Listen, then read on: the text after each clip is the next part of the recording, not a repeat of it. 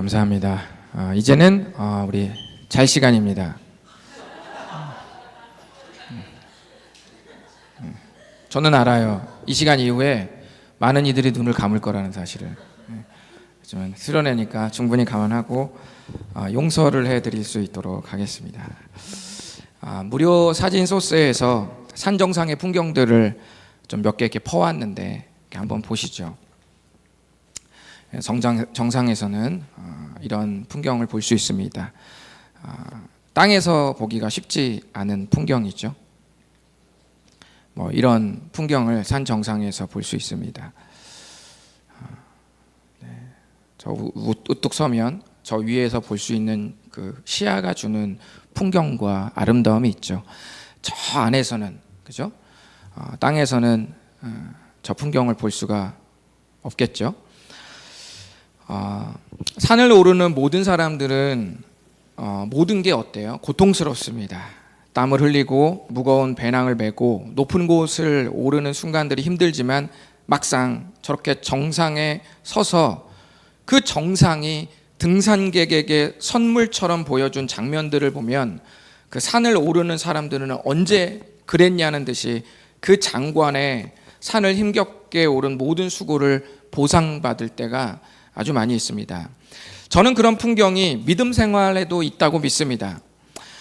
주 안에 잘 서 있을 때 비로소 볼 수 있는 게 있는데 그것을 본다면 고통스러웠던 영적 싸움이 전부 값지게 느껴질 때가 분명히 있을 겁니다. 우리는 지난 시간에 주 안에 서라는 말씀을 함께 나누었습니다. 주 안에 서 있는 것은 어떤 거라고 말씀드렸죠? 가만히 서 있는 게 아니라 마치 외나무다리나 외줄 위에서 계속 이렇게 무게중심을 실시간 잡으면서 서 있는 모습이라고 말씀드렸습니다. 인생에 센 바람이 불면 그렇게 서 있다가 우리가 휘청될 수 있는데 빌립보 교회는 그런 휘청됨이 한번 있었다고 말씀드렸죠. 빌립보 교회에 불어닥친 인생의 거센 바람은 뭐였죠? 유오디아와 순도계라는 두 여인이 크게 갈등이 일어났고 이것이 문제가 되었습니다. 이 갈등이 빌립보 교회 공동체의 큰 고난이었어요. 거센 바람이었습니다. 이에 대해 바울은 두 가지를 중요한 대안으로 제시했습니다. 이 대안은 오늘날 우리들에게도 고스란히 적용되는 대안이었죠. 첫 번째, 주 안에서 같은 마음을 품으라고 말했습니다.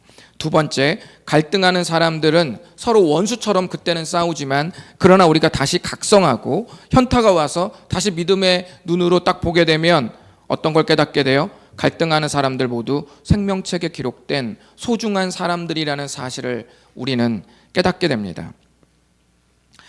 그렇다면 이제 주님 안에서 믿음이 제대로 서게 되었을 때 무엇을 볼 수 있는지 오늘 이 시간 함께 나누어 보도록 하겠습니다. 산 정상에서만 주는 풍경이 있듯이 주 안에 바로 서 있을 때만 우리 시야에 들어오는 그 은혜를 좀 나눌 수 있도록 하겠습니다. 원래는 7절까지 해야 되는데 양이 많아서 안 그래도 수련회 갔다 와가지고 아마 10분 후면 다 눈이 감길 텐데 너무 길면은 민폐니까 오늘은 5절까지만 하도록 하겠습니다. 자, 첫 번째, 주 안에 서서 볼 수 있는 것들 한번 빨간색 글씨만 읽어보겠습니다. 시작. 기쁨. 네, 첫 번째, 주 안에 바로 서 있을 때만 볼 수 있는 것은 기쁨입니다. 주 안에 잘 서 있을 때 우리는 기쁨을 누릴 수 있습니다. 오늘 말씀 4절을 다 함께 읽어보도록 하겠습니다. 시작. 주 안에서 항상 기뻐하라. 내가 다시 말하노니 기뻐하라. 아멘. 성경에서 하나님이 기뻐하라 라고 명령하실 때는 언제나 불가능한 것을 명령하시지 않아요. 주님이 해라 라고 말씀하실 때 그것은 언제나 가능한 것을 명령하십니다. 우리가 하나님의 도우심을 받아서 반드시 할 수 있는 명령을 주님은 내려주십니다. 할 수 없는 명령은 주님이 내리시지 않습니다.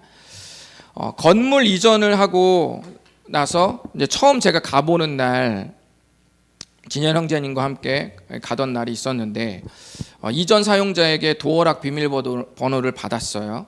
3층을 보고 이제 5층을 올라갔습니다. 그런데 그 도어락 번호를 가르쳐 주신 분이 번호 하나를 잘못 가르쳐 줬어요. 아무리 몇 번 누르니까 삐삐삐삐 그러더니 한참 있다 안 열려요. 그 밖에 복도에서 왔다 갔다 서 있다가 아유 왜 안 열리는 거야 이렇게 하다가 한참 또 시간이 지나니까 다시 초기화가 또 되더라고요. 그래서 몇 번 눌러서 그 다음에 들어갈 수 있었습니다. 진현 형제님이 혹시 이게 아닌가라고 딱 눌렀는데 그게 그거였던 거예요. 그래서 제 번호를 잘 눌러서 들어갈 수 있게 되었습니다. 하나님은 우리한테 번호를 잘못 가르쳐주고 기쁨의 문으로 들어가라고 명령하시지 않아요. 주님은 잘못 가르쳐주는 법이 없으십니다. 언제나 열쇠를 주고 자물쇠를 열라고 말씀하십니다. 그러니까 여러분이 어떤 감동을 받았다면 그것은 이미 열쇠를 받았다는 사실을 기억해야 됩니다. 이 기쁨의 명령도 그래요. 주님이 기뻐해라 라고 말하면 저는 기뻐할 수 없는데요 라는 상태에서 주님이 기뻐하라는 명령을 주시지 않아요. 기뻐할 수 있는 것을 명령을 우리가 순종할 수 있기에 주님이 기뻐하라고 명령하는 것입니다. 4절에서 말씀한 기쁨은 개콘 보면서 배꼽 잡고 웃는 그런 기쁨이 아니라 좀 더 묵직한 그 영혼 깊숙한 곳에서 흘러나오는 어떤 인정과 끄덕임입니다.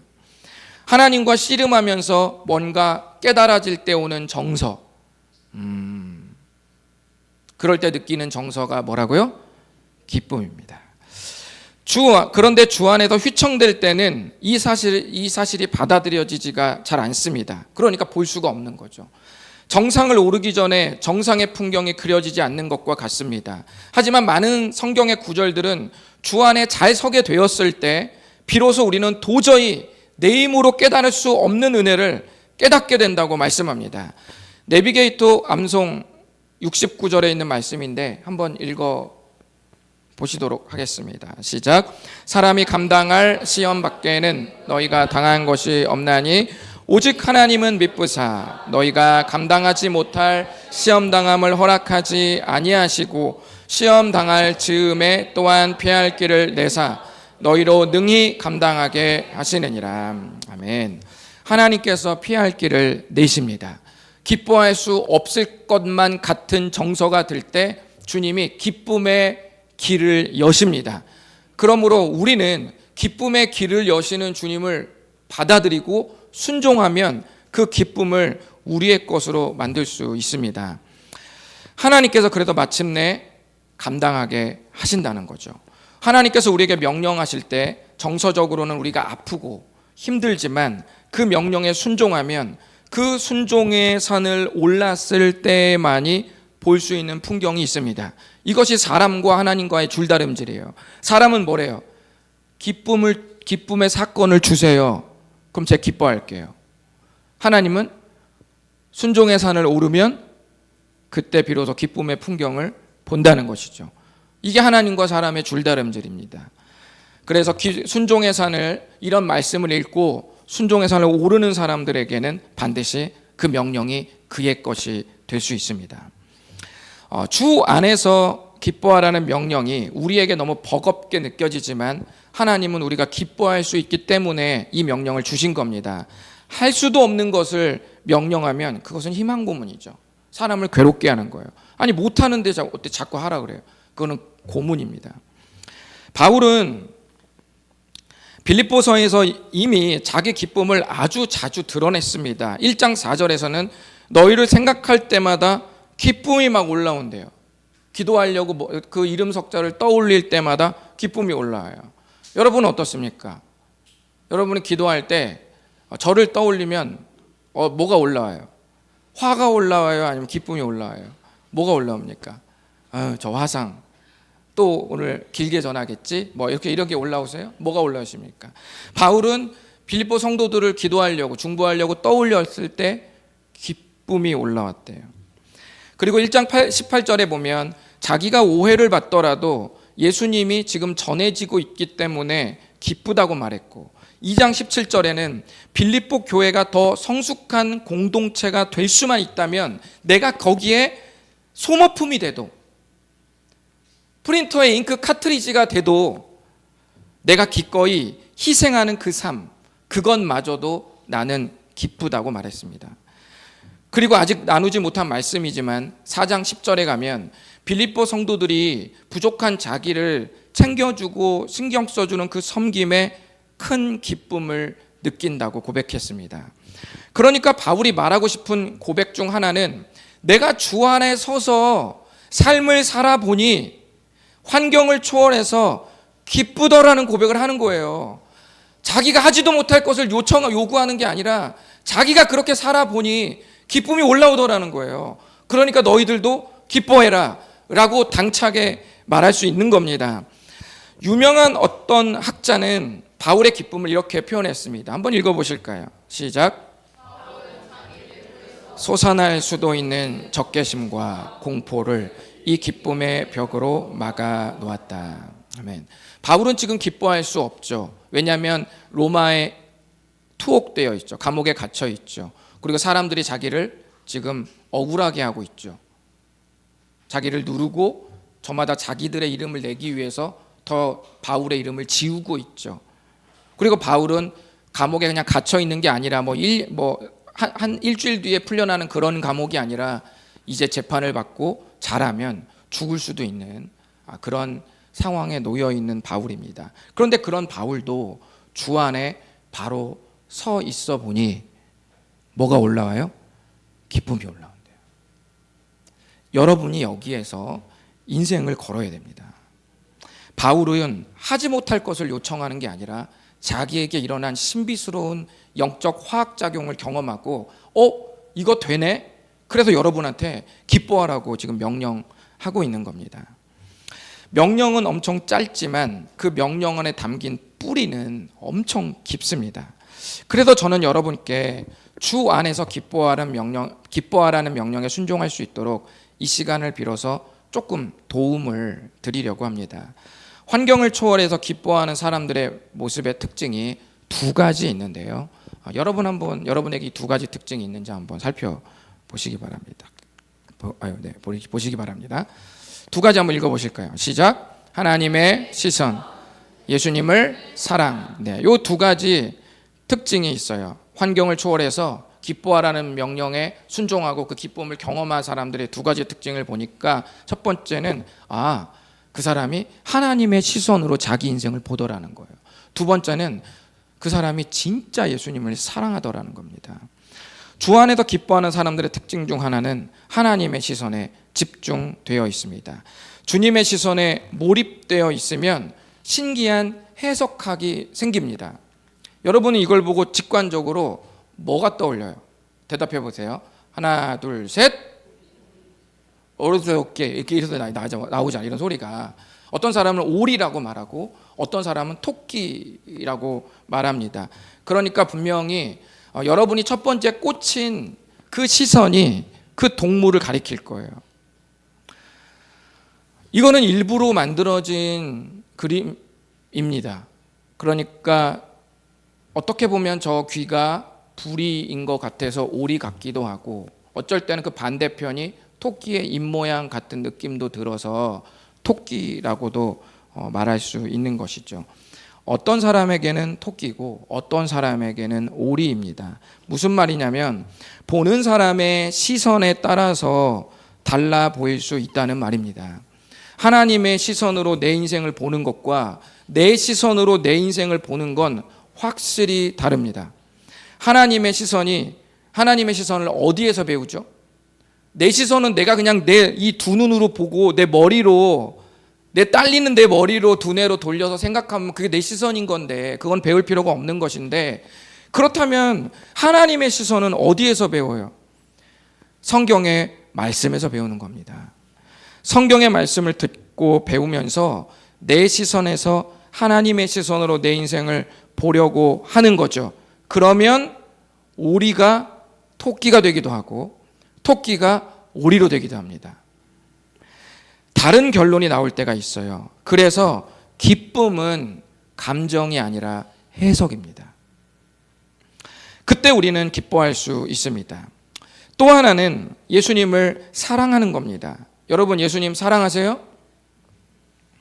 거봐요. 안 나오잖아요. 지금 말을 안 하고 있는 사람은 아마 기쁨이 별로 없는 분이 분명합니다. 네.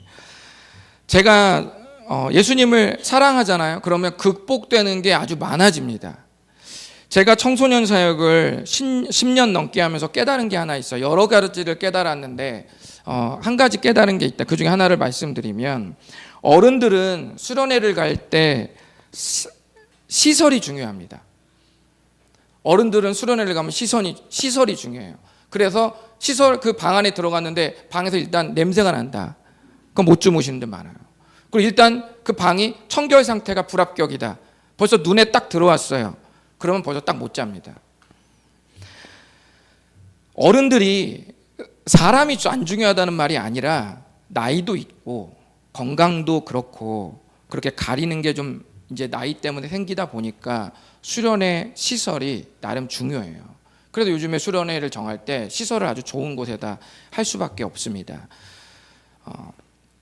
그래서 만약에 돈을 아낀다는 차원에서 너무 열악한 곳을 정하면 수련회를 가기가 아주 어렵습니다. 그런데 청소년들은요, 좀 달라요. 청소년들은 시설보다 뭐가 더 중요할까요? 친구가 더 중요합니다. 훨씬 중요합니다. 물론 시설이 중요하지 않다는 게 아닙니다. 친구가 수련회를 선택하는데 더 중요하다는 말이에요. 제가 10년 동안 수련회를 가는데 2, 3년 빼고는 전부 엄청 열악한 장소에 수련회를 했습니다. 제가 왜 그런 데를 골라갔을까요? 돈 때문에. 좋은 데는 한도 끝도 없죠. 네. 그러니까 좀 열악한 재정을 잘 꾸리려고 하다 보니까 2, 3년 빼고는 거의 아주 열악한 수련회를 했어요. 어떤 해는 그 자고 있는 방에서 바퀴벌레가 나오고, 어떤 해는 자고 있는데 나만 자는 게 아니에요. 나방하고 모기도 같이 자고 계세요.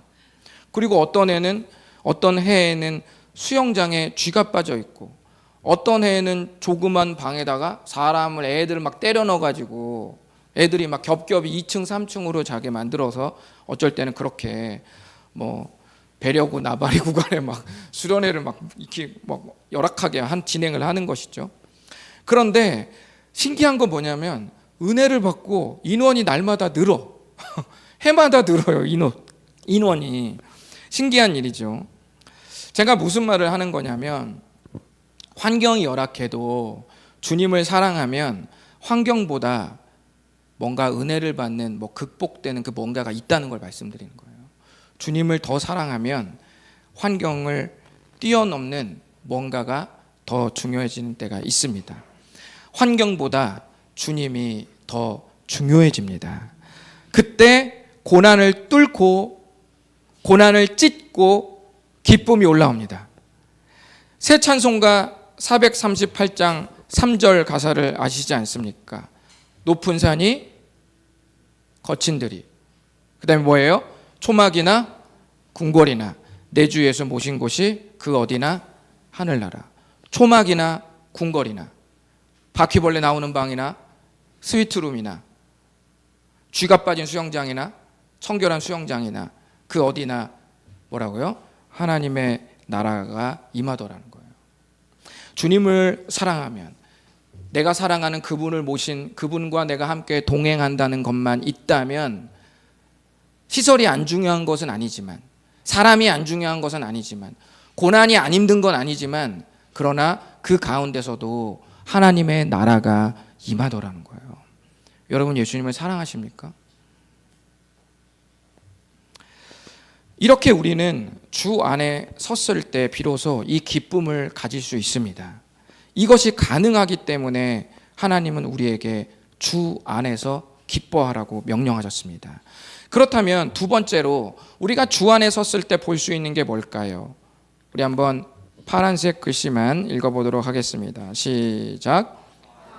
네, 관용.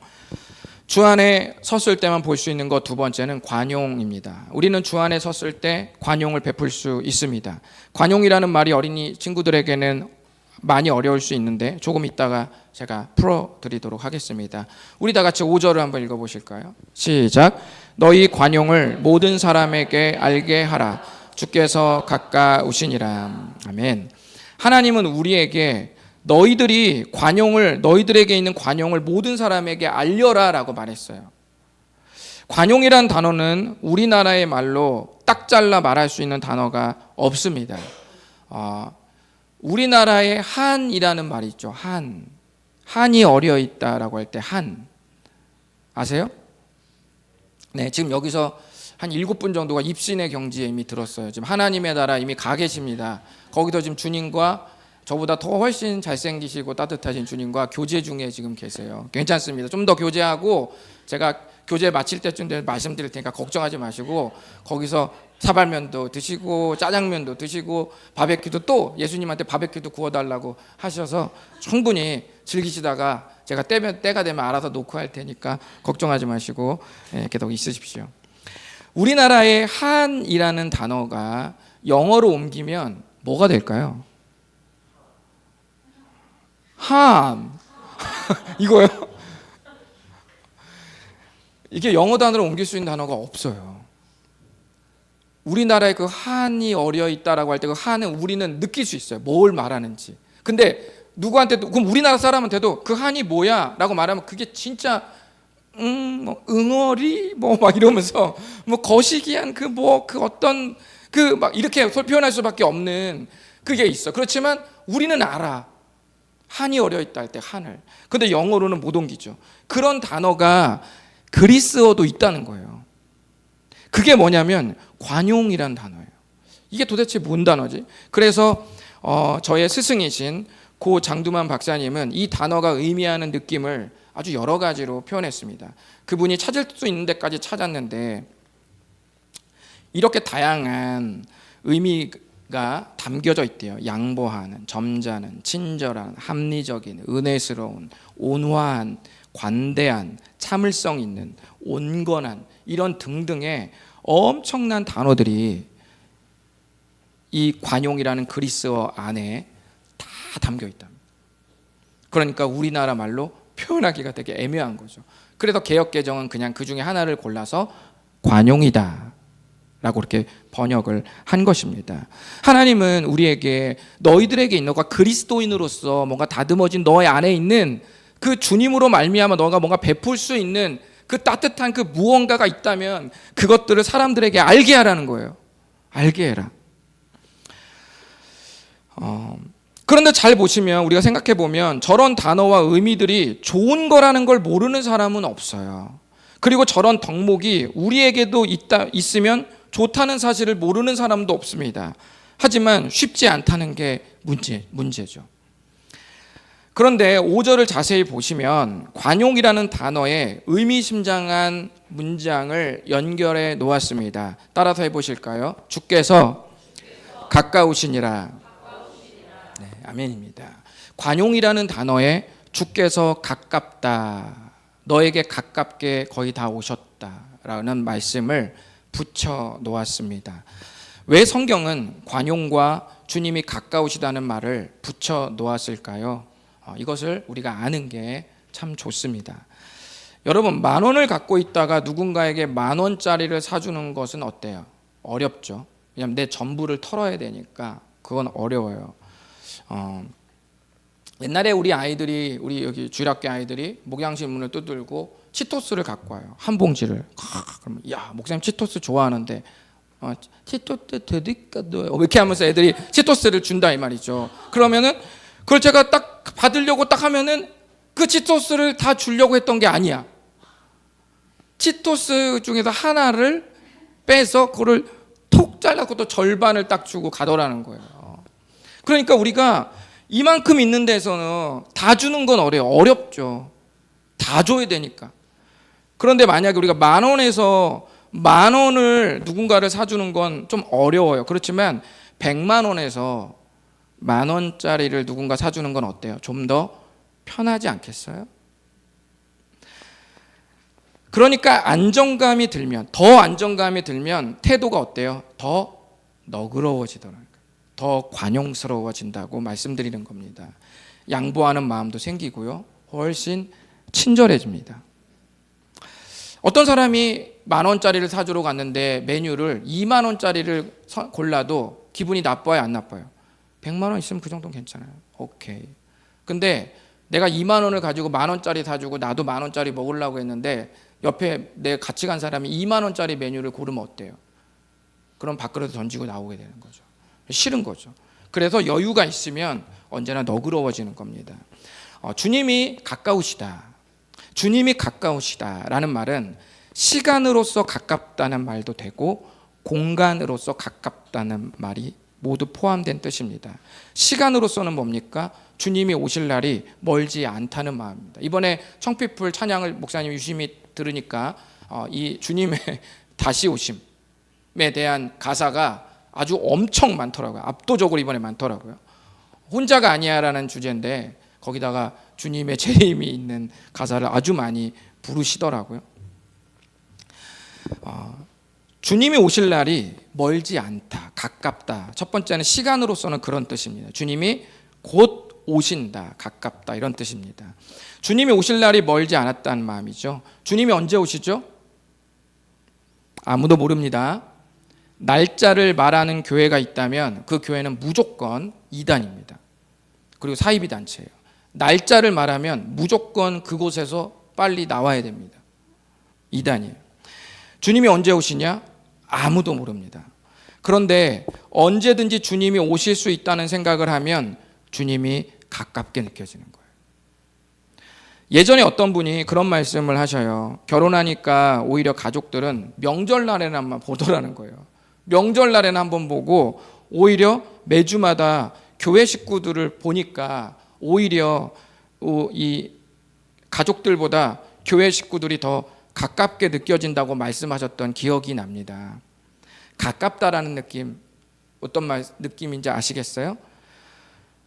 비슷합니다. 주님이 언제 오실는지 모른다는 말이 우리가 막연하게 느껴질 수 있지만 지금 신앙생활 하면서 그분을 많이 경험하면 주님이 오신다는 그 시간이 가깝게 느껴지는 거예요. 가깝게. 그 가깝다는 것을 내가 인지하는 순간 뭐가 생겨요? 관용이 생긴다. 너그러워진다. 마치 내가 100만 원 가지고 있는 사람의 마음이 된다는 거예요. 그럴 때 관용이 나오는 거예요. 내가 인자해서 관용이 나오는 게 아니라. 그리고 또 공간으로서도 그렇습니다. 공간으로서는 뭐예요? 실제 주님이 나와 함께 계시다. 예수님과 내가 100m 거리에서 다니는 게 아니라 주님이 나와 가깝게 계시다. 나와 함께 하시다. 이렇게 나를 안고 계신다. 내 어깨 동무하고 계시다. 이런 마음과 느낌과 이 친밀함을 느끼는 게 뭐예요? 공간으로서 가깝게 느껴지는 거예요. 이렇게 우리가 주님을 깊이 경험하게 되면은 시간으로서도 곧 오실 수도 있다라는 마음을 갖게 되고 실제로 주님이 내 옆에 아주 가깝게 계시다는 생각을 하게 되니까 거기서 관용이 나온다는 거예요. 관용. 우리는 지금까지 주 안에 굳게 서 있는 모습에 대해서 나누었습니다. 첫 번째는 뭐였죠? 기쁨. 두 번째는 관용. 그래서 앞자만 따서 기관 이렇게 외우면 되겠죠. 첫 번째는 기쁨, 두 번째는 관용. 이것이 주 안에 바로 서 있을 때 우리가 누리고 볼 수 있는 것들입니다. 앞뒤 맥락 다 자르고 야 임마 힘들어도 기뻐해 임마 이렇게 말하면 버겁죠. 베풀림이 없는데 야 임마 관용을 베풀어 임마 이렇게 말하면 어때요? 그럼 버겁죠. 숨이 턱턱 막히죠. 할 수 없는데 자꾸 말하니까. 그런데 이렇게 맥락을 잘 살피면 하나님께서 우리에게 감당할 수 있기에 이런 명령을 했다는 게 우리가 이해가 됩니다. 그 이해가 된다면 이런 명령은 사랑한다는 말의 또 다른 이면입니다. 로마서 11장 29절 한번 읽어보도록 하겠습니다. 시작. 네, 아멘. 하나님의 은사와 부르심에는 후회하심이 없다라고 말씀하셨습니다. 이 로마서 11장 말씀에 기록된 맥락이 있어요. 이스라엘 백성들이 원래는 굉장히 제일 약했어요. 전 세계에서 제일 약한 민족이 이스라엘 백성이었습니다. 그런데 하나님께서 이스라엘의 하나님이 되셔서 이스라엘의 하나님과 함께 계셔서 제일 약했던 민족이 가장 원탑으로 올라왔어요. 제일 센 민족이 됐습니다. 그러니까 그들이 순식간에 교만해졌어요. 아주 교만해졌습니다. 그러니까 하나님께서 그 다음에 어떻게 하시냐면 이렇게는 아닌데 라고 해서 하나님이 인생 막대기로 맴매를 하시면서 교만하지 말라고 하셨습니다. 이스라엘 백성들이 맹매를 맞으니까 아파요, 안 아파요? 아프잖아요. 그래서 하나님께 막 하소연을 합니다. 뭐라고 하소연을 하냐면, 주님, 우리 때리려고 불렀어요? 주님, 우리 이제 버리는 거예요? 이제 우리는 뭐 아무것도 아닌 거예요? 라고 하나님께 하소연을 하니 하나님께서 말씀하셨어요. 아니, 내가 너희 백성들에게 주는 선물 같은 시간들과 부르심에는 결코 후회함이 없다. 이렇게 말씀하신 거예요. 뭡니까? 반드시 약속이 이루어진다는 겁니다. 우리는 모두 하나님께서 부르신 사람들입니다. 그러므로 우리는 기뻐할 수 있고 관용을 베풀 수 있습니다. 우리 모두 여러분 주 안에 서서 그 정상에서 주님이 보여주시는 기쁨과 관용의 풍경을 마음껏 누리시고 또 만천하에 우리의 기쁨과 관용을 알리는 여러분들이 되셨으면 좋겠습니다. 아멘. 우리 마지막으로 찬양을 부르고 좀 마치도록 하겠는데요. 하나님의 부르심이라는 찬양입니다. 이 찬양을 부르시면서 하나님 앞에 좀 나를 부르신 주님을 좀 마음에 새겼으면 좋겠어요. 나를 부르신 주님을 떠올리고, 왜 하나님이 날 부르셨는데 왜 나는 기쁨이 없지?